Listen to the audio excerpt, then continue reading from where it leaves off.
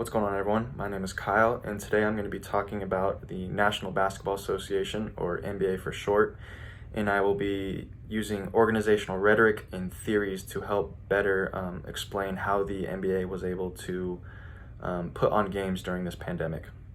So as we all know, COVID-19 hit and it shut down all American professional sports, and so the NBA was shut down on March 11th, suspending all of its games.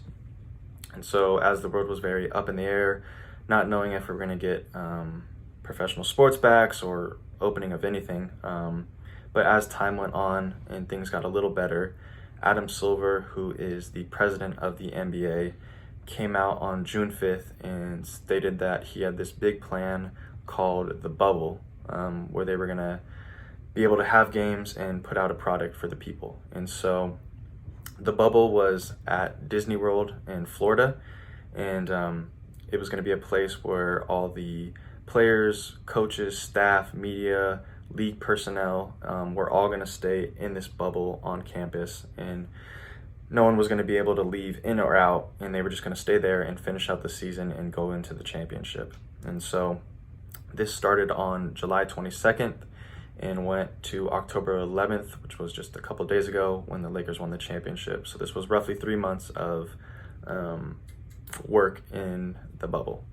So the first thing I want to do to explain kind of the NBA and how it functioned is McPhee's 4 flows. And so the first thing is membership negotiation. So the NBA Board of Governors, led by Adam Silver, they had to communicate with each other and all of the NBA teams. They also had to negotiate with health officials and other sports presidents to figure out, health guidelines, a place where they could have all the players housed safely and where they could put on the games. And so there was a lot of negotiation going on with a lot of different people. The next thing is self-structuring. So the NBA needed to institute policies and procedures to create rules about how the bubble was going to be accomplished. They needed to provide norms, standards, and rules of how this job was going to get done and how they were going to put out a product safely. The next thing is activity coordination. So this refers to the ongoing interaction that is necessary to get work done.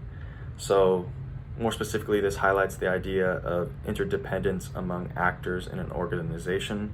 So with the bubble, there was a bunch of different teams, a bunch of different players, coaches, physical therapists, media, cooks,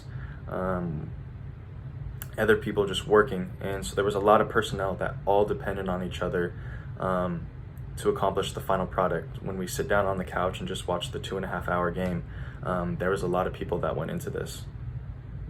And then the last thing is institutional positioning. And so the organizations interact with a much larger system. So the NBA just couldn't go pop up a little bubble anywhere and just start putting on games. They had to talk with health officials. They had to answer to the government. They had to make sure everything was through good, safe guidelines. And so they needed to position themselves so that they weren't liable for bad things that could happen.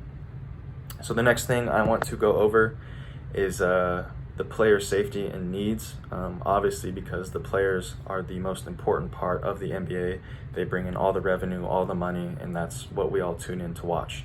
So their player safety and needs was a big concern for Adam Silver and the organization as a whole. And so I want to break this down by human relations. So I want to go into just 2 ideas from Maslow's hierarchy of needs, and the first one was safety. And obviously the big thing of the world is safety. And so the players, they wanted to feel like they were going to be able to play games and not be worried about Corona. So when they first arrived on the bubble, they were sent into a 2-week quarantine, and then players were tested every day. So there was no shortage, no shortcuts through the process of making sure everything was safe. And the next was physiological needs. In order to play basketball, you need to be well rested, you need to be fed, all of these things. And so I read somewhere that 4,000 meals were cooked and delivered each week. They were hand delivered to the doors and of the players at the hotels. And each player had their own hotel room where they could sleep comfortably. And all of these things were needed because they were playing a lot of games in a short amount of time. So the last thing is the so what. And for me, I always just sit down and watch these games, and I don't really think about the thousands of people that went into this. You know, there was cooks, and those cooks had to get the food from somewhere, and that food came in from a driver from somewhere else. And there was physical therapists, there were team doctors, there was everything, there was coaches. All of these people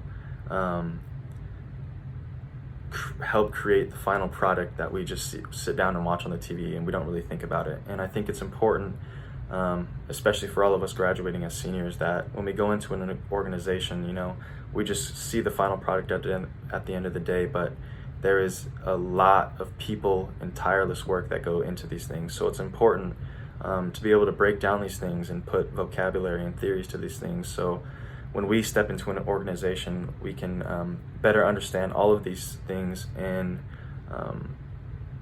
really propel ourselves to accomplish the most that we can. Thank you.